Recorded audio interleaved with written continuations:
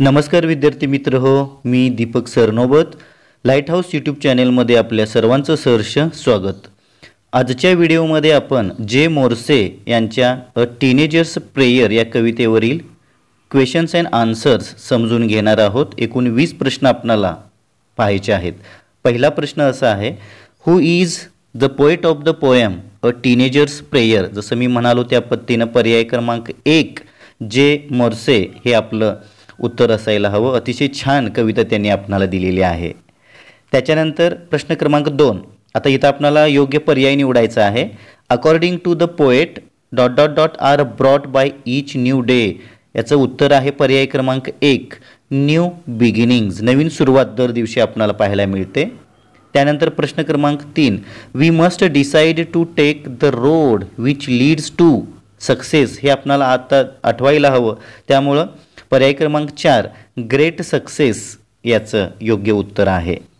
याच्यानंतर प्रश्न क्रमांक 4, the poet prays to the lord to help him stand for what is right असं reference कवितेमध्ये असल्यामुळे पर्याय क्रमांक 2 जे आहे राईट हे आपलं उत्तर असायला हवं।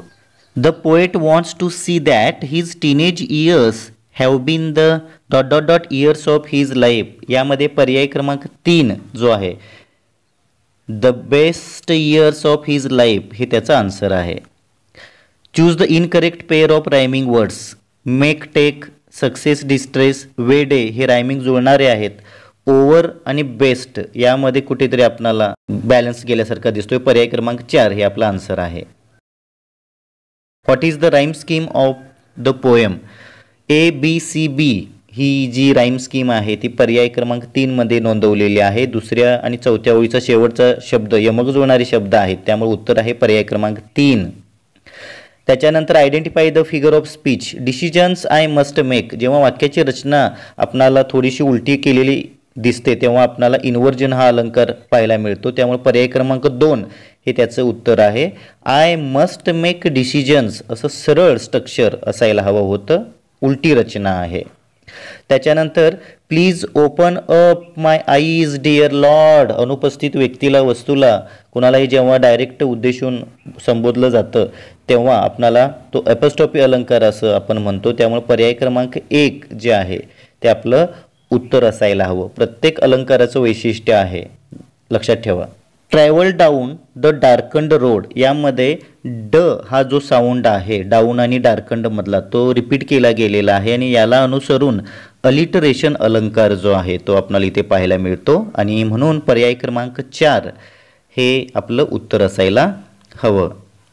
त्यानंतर पुढच्या प्रश्नामध्ये I can choose to take the road of life. जेव्हा दोन गोष्टींच्या मध्ये डायरेक्ट तुलना केलेली असते त्यावेळेला आपण मेटॅफर अलंकाराला प्रायोरिटी देतो आणि म्हणून पर्याय क्रमांक 3 जे आहे हे या वाक्यामध्ये फिगर ऑफ स्पीचचं उत्तर आहे।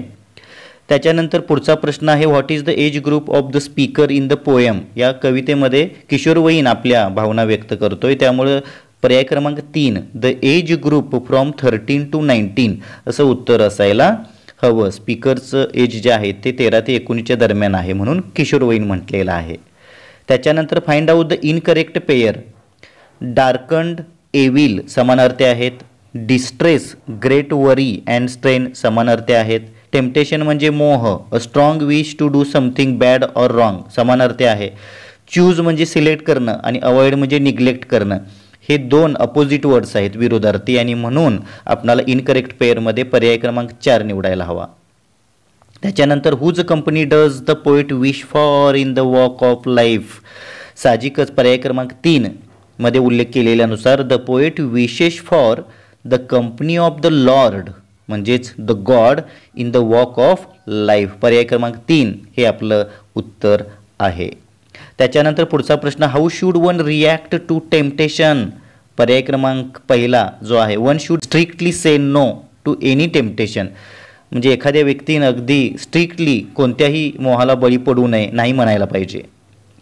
त्याच्यानंतर what effect does the speaker wish to see in himself at the end of his teenage years. पर्याय क्रमांक 1 मध्ये उल्लेख केल्यानुसार when speaker's teenage years are over he will see that his life is lived its very best under the guidance of the God. देवाच्या मार्गदर्शनाखाली त्याला आपले किशोरवयीन सगळा कालखंड जो व्यतीत करायचा आहे सर्वोत्कृष्ट ठरावा अशी त्याची इच्छा आहे. त्यामुळे पर्याय क्रमांक 1 हे उत्तर आहे. त्याच्यानंतर in what condition does the poet wish to maintain his body. आता यामध्ये पर्याय क्रमांक 3 the poet wishes to maintain his body clean and fit for life each day when temptation attracts him to do something wrong or incorrect. जेव्हा एखादा मोह निर्माण होतो काहीतरी चुकीचं करण्याचा, त्या सिच्युएशनमध्ये प्रत्येक दिवशी स्वतःची बॉडी आणि क्लीन आणि फिट ठेवायची आहे. पर्याय क्रमांक 3 हे आपलं उत्तर असायला हवं. त्याच्यानंतर ट्रू और फॉल्स सांगायचं आहे आपणाला. The poet says that others will choose his way. नाही, पोएट जो आहे स्पीकर आहे त्याचा डिसिजन त्यांना स्वतः घ्यायचा आहे, त्यामुळे हे वाक्य फॉल्स आहे. The darkened road leads to great distress. साहजिकच करेक्ट आहे. ऑप्शन क्रमांक जो पहिला जो आहे ट्रू ते म्हणावं लागेल. डार्कंड रोड तुम्हाला साहजिकच दुःखाकडेच घेऊन जाण्याचं काम करणार आहे, सक्सेसकडे नाही.